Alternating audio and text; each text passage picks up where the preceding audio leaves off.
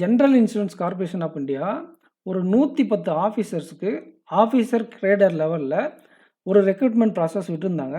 4ஆம் தேதி நோட்டிஃபிகேஷன் வந்துருச்சு.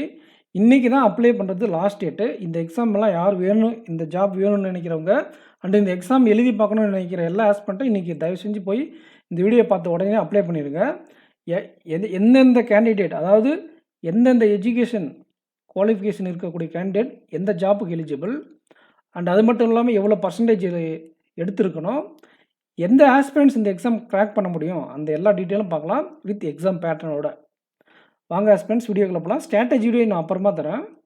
ஃபஸ்ட்டு பெனிஃபிட் இந்த ஜாப் அப்படின்னா, இது வந்து ரீசனிங் யாராச்சும் மாஸ்டர் பண்ணோம் அப்படின்னு இருந்தீங்கன்னா இது கிரிட்டிக்கல் ரீசனிங்கெல்லாம் இன்க்ளூட் பண்ணியிருக்காங்க. நீங்கள் ஒரு ட்ரையல் எடுத்துடலாம். அண்ட் அது மட்டும் இல்லாமல் என்ஐசிஎல் எக்ஸாம் 28ஆம் தேதி இருக்குது. அந்த எக்ஸாம் இல்லாதவங்க பேங்கிங் ஆஸ்பிரண்ட் எக்ஸாம் டச்சிலே இருக்கணும்னா இது ஒரு பெஸ்ட் ஆப்ஷன். 5ஆம் தேதி ஜனவரி தான் எக்ஸாம் இருக்குது. இப்போ நீங்கள் என்ஐசிஎல் எக்ஸாம் 28ஆம் தேதி ஃபேஸ் பண்ண போகிறீங்க. அந்த எக்ஸாம் இல்லாத ஆஸ்பிரண்ட்ஸுக்கு இந்த எக்ஸாம் தான் நீங்கள் நெக்ஸ்ட் ஃபேஸ் பண்ணக்கூடிய ஒரு எக்ஸாமாக இருக்கும். அப்போ நீங்கள் எக்ஸாம் டச்சில் இருக்கிறதுக்கு உதவும். என்ஐசிஎல் எக்ஸாம் எழுதுகிறவங்க அந்த எக்ஸாம் ப்ரிப்பேர் பண்ணதை அப்படியே கொண்டு வந்து இங்கே இம்ப்ளிமெண்ட் பண்ணிடலாம். அடிஷ்னலாக கொஞ்சம் கிரிட்டிக்கல் ரீசனிங் மட்டும் உட்காந்து ஒரு 5-6 நாள் உட்காந்து படித்தா போதும். எக்ஸ்ட்ரா 7 நாள் டைம் இருக்குது. உட்காந்து அந்த கிரிட்டிக்கல் ரீசனிங் மட்டும் ஃபோக்கஸ் பண்ணிடுங்க. அது எல்லாத்தையும் இதில் அது மட்டும்தான் இருக்குது. அப்புறம் டிஸ்கிரிப்டிவ் அந்த 7 நாளில் அதை நம்ம பண்ணிக்கலாம். ஸோ இது இவ்வளோ பெனிஃபிட் இருக்குது. அண்ட் எக்ஸாம் பேட்டர்னை பொறுத்த வரைக்கும் நம்ம பின்னாடி வீடியோ பார்க்கலாம். அதுக்கு முன்னாடி எந்தெந்த போஸ்டிங்க்கு யாரை எலிஜிபிள்ன்றது பார்த்துடலாம். இதை பாருங்கள், இந்த ஜென்ரல் போஸ்டிங்க்கு எனி கிராஜுவேட் எலிஜிபிள். மினிமம் நீங்கள் 60% மார்க் எடுத்துருக்கணும் கிராஜுவேஷனில். நீங்கள் ஜென்ரல் ஓபிசி கேண்டிடேட்டாக இருந்தால். இதுவே எஸ்சி எஸ்டியாக இருந்தால் உங்களுடைய கிராஜுவேஷனில் 55% எடுத்து வந்துருக்கணும். இங்கே டிசைரபிள் சொல்லி ஒரு காலம் கொடுத்துருக்காங்க. இதில் போஸ்ட் கிராஜுவேட்டு எம்பிஏன்னு சொல்லியிருக்காங்க இல்லையா, இது வந்து உங்களுக்கு எந்த பிரச்சனையும் இல்லை. இப்போ ஏ ஒரு கேண்டிடேட் இருக்கார், பி ஒரு கேண்டிடேட் இருக்கார். இவங்க 2 பேரும் ஒரே மார்க்கு ஃபைனலில் எடுத்துட்டாங்கன்னு வச்சிங்களேன். இவர் பி கேண்டிடேட் போஸ்ட் கிராஜுவேட் முடிச்சவராக இருந்தார்னா 2 பேரும் ஒரே மார்க் இருக்குது. இதில் இந்த பி கேண்டிடேட் ஜாப் கொடுப்பாங்க. இதுதான் இதுக்கு மீனிங், டிசைரபிள்ன்றதுக்கு மீனிங். ஆர்ஆர்பி நோட்டிஃபிகேஷனில் கூட இப்படி தான் போட்டிருப்பாங்க. நீங்கள் இதுக்கு முன்னாடி பார்க்காம தான் போய் பாருங்கள். ஸோ நீங்கள் ஒரு கிராஜுவேட்டாக இருந்தாலே இவ்வளோ பர்சன்டேஜ் 60% மார்க் எடுத்திருந்தாலே நீங்கள் ஜென்ரலுக்கு எலிஜிபிள், ஜென்ரல் போஸ்டிங்க்கு. அண்டு எஸ்சி எஸ்டி கேண்டிடேட் இருந்தால் நீங்கள் மினிமம் 55 எடுத்திருந்தால் கூட போதும். சரி, வேறு என்ன போஸ்ட்டுனா இந்த மாதிரி லீகலுக்கு என்ன குவாலிஃபிகேஷன், ஹெச்ஆருக்கு என்ன குவாலிஃபிகேஷன், அதெல்லாம் நீங்கள் பார்த்துக்கோங்க. இங்கே அண்டுக்கும் ஆருக்கும் என்ன வித்தியாசம்னா, ஆறுனா ஏதாச்சும் ஒன்று இருந்தால் போதும், அந்த டிகிரி இல்லைனா இந்த டிகிரி. இங்கே அண்டுன்னு கொடுத்துருக்காங்களா, நீங்கள் ஒரு டிகிரி முடிச்சுட்டு அடிஷ்னலாக இந்த ஹெச்ஆர்எம் பர்சனல் மேனேஜ்மெண்ட், இதில் ஹெச்ஆர் மேனேஜ்மெண்ட் இல்லைனா பர்சனல் மேனேஜ்மெண்ட் நீங்கள் படிச்சிருந்தால் மட்டும்தான் இந்த போஸ்ட்டுக்கு எலிஜிபிள் ஆஸ்பிரண்ட்ஸ். அண்டுக்கான மீனிங் அதுதான்.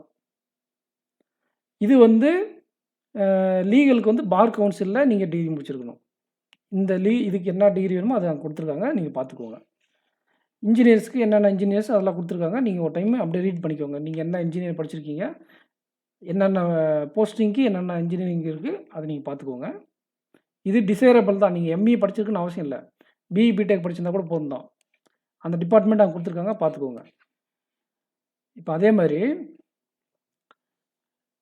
ஐடி, நிறைய பேர் ஐடி அப்ளை பண்ணுவீங்க இல்லையா, என்ன கொடுத்துருக்காங்கன்னு பார்த்தா பிஇ பிடெக்கு என்னென்ன டிகிரினா கம்ப்யூட்டர் சயின்ஸு, ஐடி, இஎன்ஐ, அப்புறம் வந்து இந்த என்னது ட்ரிபிள்இ, இசிஇ, இஎன்ஐ இல்லை ECE, triple E, computer science, ID.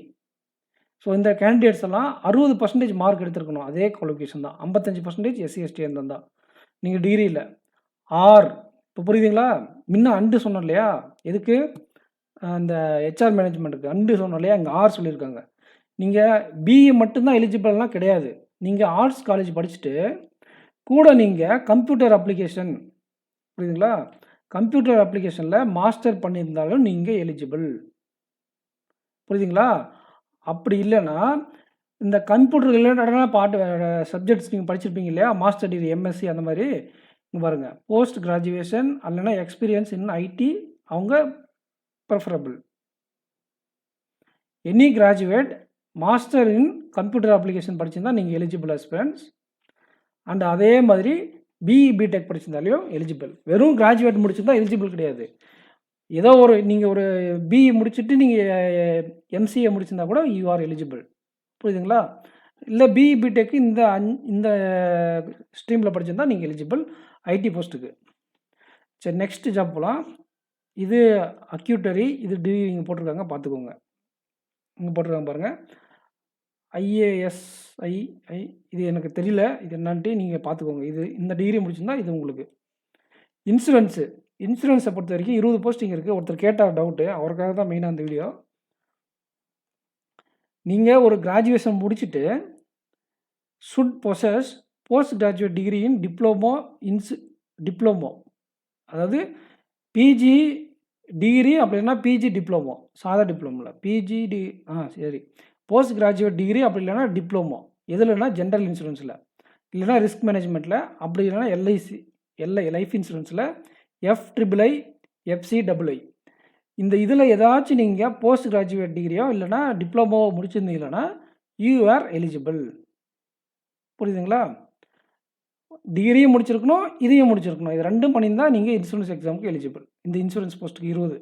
எனக்கு தெரிஞ்சு இது இருக்கிறதுல இதுக்கு தான் காம்படிஷன் கம்மியாக இருக்க வாய்ப்பு இருக்குது. ஏன்னா நிறைய பேர் இது படிச்சிருக்க மாட்டாங்க. 20 வேகன்சி இருக்குது. இது நீங்கள் யாரெல்லாம் முடிச்சிருந்தீங்கன்னா அப்ளை பண்ணி எழுதலாம். ஆனால் நீங்கள் டெக்னிக்கலில் நீங்கள் ஸ்ட்ராங்காக இருக்கீங்களான்னு பார்த்துக்கோங்க. படிச்சுக்கோங்க, இருக்கிற டைம் வச்சு படிச்சுக்கோங்க. மீதி இந்த எம்பிபிஎஸ்க்கு 2 போஸ்டிங் இருக்குது. ஃபைனான்ஸ் அதே மாதிரி பிகாம் படித்தவங்களுக்கு எலிஜிபிள் இது. அப்படி இல்லைன்னா எம்பிஏ ஃபைனான்ஸ், சிஎஃப்ஏ, சிஏ அக்கௌண்டன்ட்னு நினைக்கிறேன், சிஎம்ஏ, எம்காம், இவங்கெல்லாம் இந்த ஃபைனான்ஸ்க்கு எலிஜிபிள் எஸ்பென்ஸ். மொத்தம் 110 போஸ்ட்டு. ஸோ நம்ம கிராஜுவேஷன் பார்த்தாச்சு. புரியலன்னா இன்னொரு டைம் ரிவியூன் பண்ணி பார்த்துக்கோங்க. இல்லைனா நம்ம டெலகிராம் குரூப்பில், டிஎன் பேங்கர்ஸ் டெலகிராம் குரூப்பில் லிங்க் கமெண்ட் செக்ஷன் கொடுக்குறேன், அங்கே வந்து கேளுங்க. உங்களுக்கு சீனியர் ஆஸ்பிரண்ட்ஸ் நிறைய பேர் உங்களுக்கு ரிப்ளை பண்ணி டவுட் கிளியரிஃபை பண்ணுவாங்க.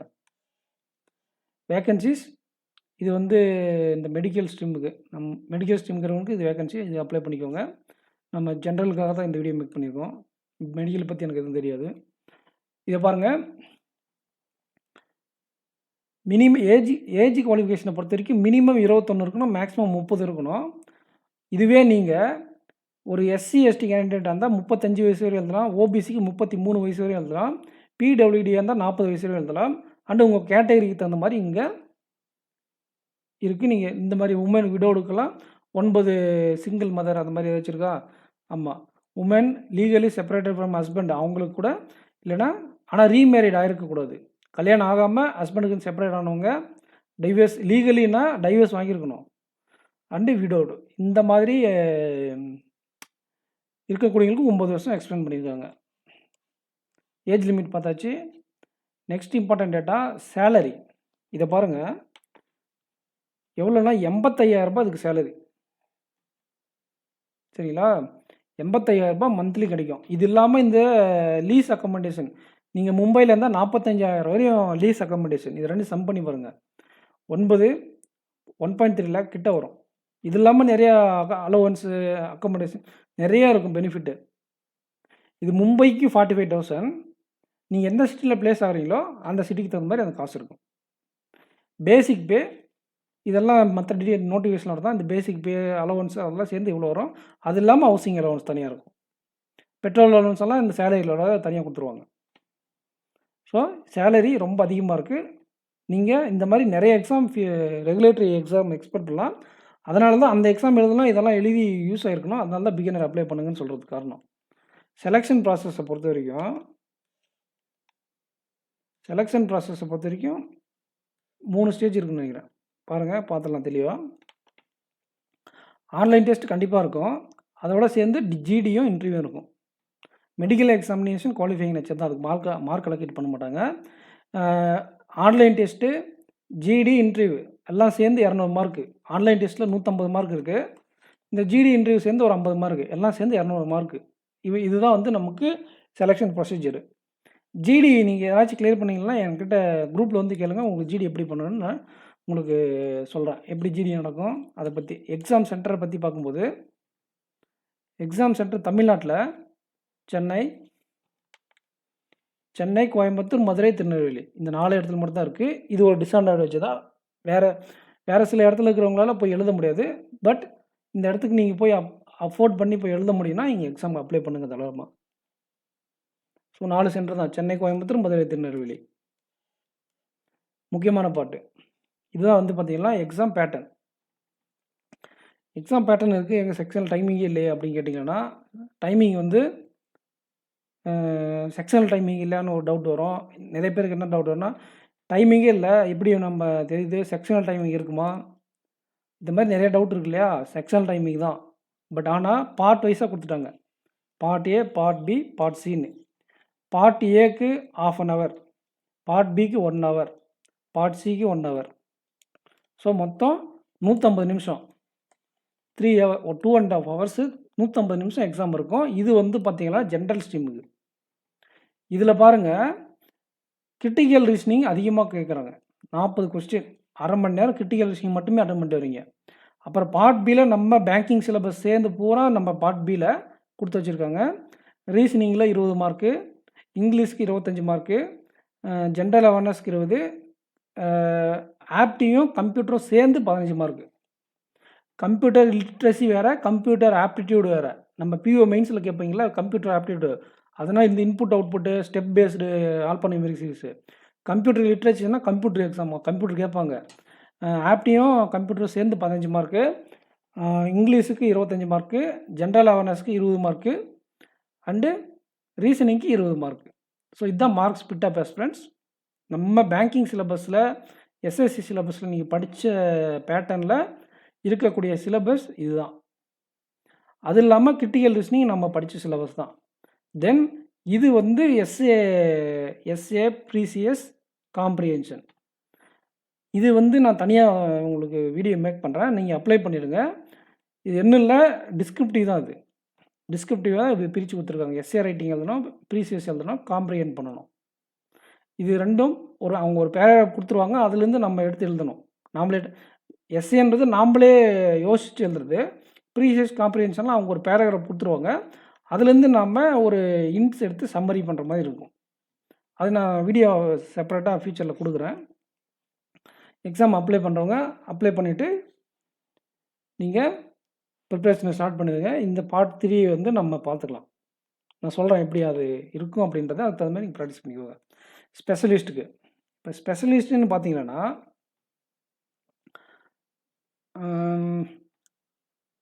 இதில் அந்த பார்ட் ஏல கிரிட்டிக்கல் ரீசனிங் இருந்துச்சு இல்லையா, அதை அப்படியே அடித்து தூக்கிட்டு அதுக்கு பதிலாக டெக்னிக்கல் கொடுத்துட்டாங்க. மீதி எல்லாம் அப்படியே இருக்குது. ரீசனிங் 20, ஜென்ரல் அவேர்னஸ் 20, அதே கம்ப்யூட்டர் ஆப்டிடியூடில் கம்ப்யூட்டர் லிட்ரஸினா கம்ப்யூட்டர் அவேர்னஸ் தான். இந்த இன்புட் அவுட்புட் சாஃப்ட்வேர் அதெல்லாம் இன்புட் அவுட்புட் அப்படின்னு நீங்கள் அங்கே போயிருப்ப போகிறீங்க. Input output devices, software, shortcut keys, அப்புறம் மைக்ரோசாஃப்ட் ஆஃபீஸ், இதெல்லாம் சேர்ந்து computer aptitude. Machine input output இருக்கு இல்லையா, நம்ம ரீசனிங்கில் வரும்ல, அது வந்து கம்ப்யூட்டர் ஆப்டிடியூடு. இது நான் தனியாக ஒரு வீடியோ மேக் பண்ணியிருக்கேன், உங்கள் ஐகார்டில் கொடுக்குற, வேணால் பார்த்துக்கோங்க. ஆப்டிடியூடும் இதுவும் சேர்ந்து மீதி எல்லாமே அப்படியே தான் இருக்குது ஃப்ரெண்ட்ஸ், எதுவுமே சேஞ்சஸ் இல்லை. ரீசனிங் மட்டும் தூக்கிட்டு, கிரிட்டிக்கல் ரீசனிங் மட்டும் தூக்கிட்டு அதுக்கு பதிலாக டெக்னிக்கல் வந்திருக்கு. கிரிட்டிக்கல் இல்லை. ஜென்ரல் அவேர்னஸ்ஸு, ரீசனிங்கு, இங்கிலீஷு, ஆப்டி, கம்ப்யூட்டர் எல்லாமே நம்ம பேங்க்கில் படித்தது தான். இது நான் சொல்கிறேன்னு சொல்லிட்டேன் ஃப்யூச்சரில்.